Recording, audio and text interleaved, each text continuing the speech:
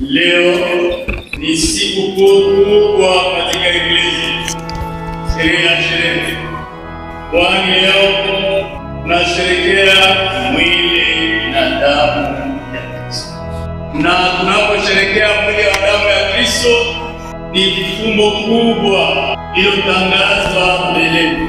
Sababu Kuhani Mkuu Melkisedeki alitolea sadaka ya mkate na divai. Tumulia fumbo kubwa litakaotukia, kwani Kristo atatoa mkate na divai kwa kuvibariki ili viwe mwili wake. Kaka wapenzi, tunaposherehekea siku hii ya mwili na damu ya Kristo, tunatangaza ukubwa wake Kristo, sababu inatukumbusha kufa na kufufuka kwake na kuonyesha uwezo wake Kristo. Siku hii ya sakramenta takatifu ya mwili na damu ya Kristo imesherekewa mara ya kwanza katika Eklesia mwaka wa 1217 nchini Liege, Belgium. Kwa mwaka wa 1208 ipo bikira moja Julienne de Montagnon alipata maono, na kwa maono yale aliweza kusikilisha watu mafaa ya kutangaza siku hii ya mwili na damu ya Yesu kila mwaka juu ya altari.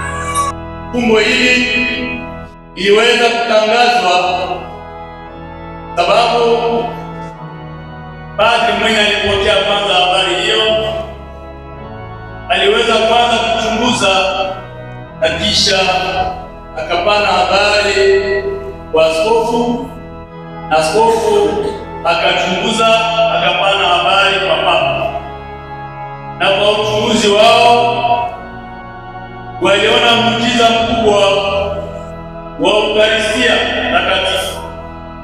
Ndipo Papa Pio wa 4 akatangaza siku hii mwaka wa 1264 ya kama itakuwa na sherekewa kila mara siku ya 4 cha Pentekoste na kila mwaka. Haleluya, Amen. Sherehe hii inakuja kwa ajili sababu naona watu wanakuja mkanisa. Naona watu wanafika mkanisa, mtu anaweza kuja anatolea sadaka telefoni wanaiba kwa mkanisa. Mtu anakuja mkanisa, mtu anakuja kumonika, anabeba sakramenti.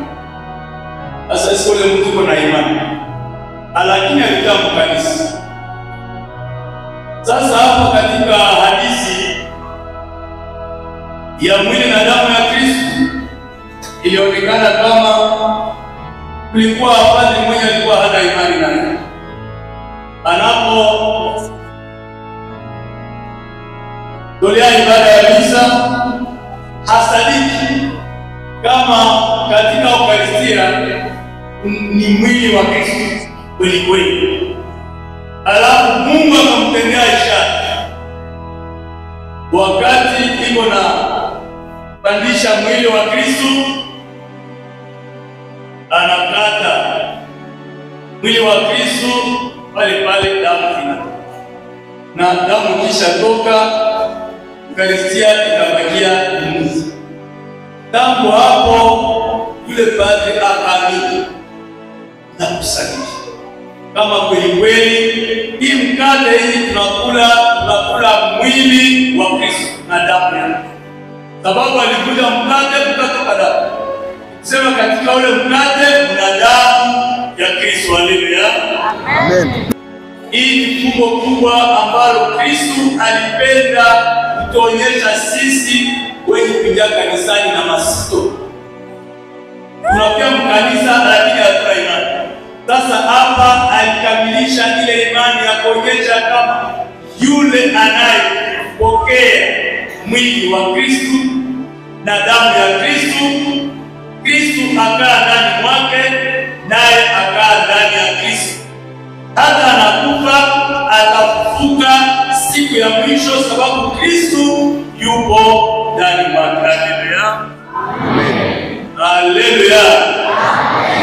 Sema Kristo yuko ndani mwake. Ndio maana Mkristo wa imani hawezi kuogopa kifo hata mara moja. Sababu kufa ni kufa mbali na Kristo. Sababu pale unakufa na utapata uzima. Lakini ukikufa katika Kristo utapata uzima, tena uzima wa milele. Shalom. Shalom. Ndio maana ikiwa mlifuata vizuri katika somo la pili, walikuwa wanatufundisha namna gani Kristo aliweza kuhakikisha ya kama huu mkate ni mwili wako. Anasema anayekula mwili wako atapata uzima. Na mnapata fanya ile siku zote. Sababu gani? Kwa kunikumbuka. Fanyeni hiyo kwa kunikumbuka. Kisha kuambia yale maneno, akatoa na divai, akashukuru Mungu, akawaambia tena, anayekunywa damu yangu atapata uzima wa milele. Tena fanyeni hiyo kwa kunikumbuka. Haleluya. Amen.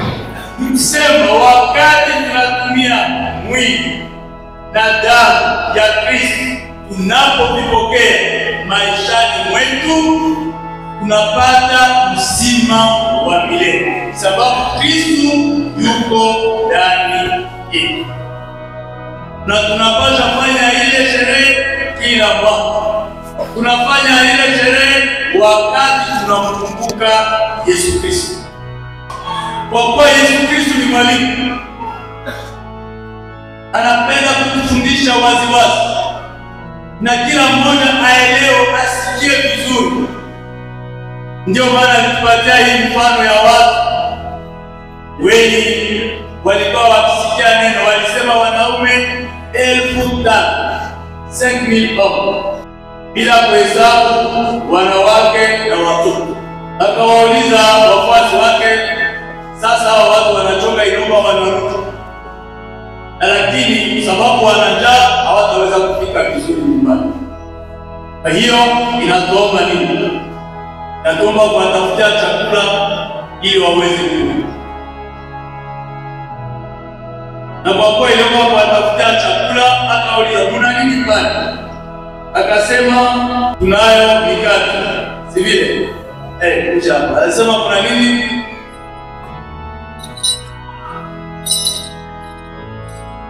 Sema, "Kuna mikate 5 na samaki 2."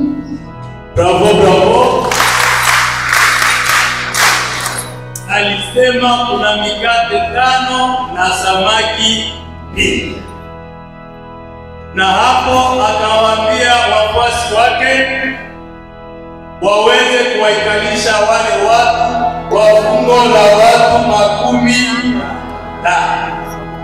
Fungu moja watu 15. Na walipokaa pamoja, ni hapo sasa alitoa mkate, akashukuru Mungu, akabariki, akaumega, akawapa wafuasi wake akisema, "Twaeni na kuleni wote. Fanyeni hiyo kwa kunikumbuka." Ile ni ishara kubwa ambayo Kristo anatenda kati ya watu, ili waweze kutambua kweli kweli kama yeye ni Mungu na yuko pamoja nasi, na anayemwamini atapata uzima wa milele. Ndio maana siku ya leo ni siku ya furaha, siku ya shangwe, tunaposherehekea siku ya mwili na damu ya Kristo. Wakati anatangaza maneno yale, sio wote waliokubali. Alipokuwa akifundisha akawaambia, sasa mwenye anapenda kupata uzima atakula mwili wangu, na mwenye anapenda kupata uzima atakunywa damu yangu. Wamitume wote walikubali, wafuasi wote hawakubali. Wengine wakakimbia. Sababu gani? Walienda walisema, huyu mtu anatuambia tukule mwili wake, tukunywe na damu yake, atakumaliza huyu. Ili hayo kweli. Kumbe sasa Kristo alipenda kuonyesha utukufu wake. Haleluya. Amen. Na ndio maana leo tunasherehekea siku ya mwili na damu ya Kristo. Ile mwili wa Kristo, damu ya Kristo tunaona katika kitu gani? Tunaona mwili wa Kristo na damu yake katika kitu gani? Tutaipata katika Ekaristi. Tutaipata katika Ukaristia Takatifu. Bravo, bravo. Wote wawili wameweza, wamesema neno la kweli. Tutapata ile ni katika Ukaristia. Ni hapo ndipo tunapaswa kufanya sala kubwa ya kuabudu Kristo. Tunamwabudu Kristo katika Ukaristia Takatifu. Ndio maana sala kubwa tunayoifanya ni ya kukutana na Kristo katika Ukaristia. Unamtolea shida zako na yeye anakupatia shida. Na miujiza mingi ya uponyaji katika Eklesia inatendeka kisha komunyo takatifu, sababu tunampokea mwili na damu yake ndani mwetu, na hapo ukiwa na magonjwa unapona, sababu mwenye kuponya wagonjwa Yesu Kristo, na tunampokea katika Ukaristia, na ni hapo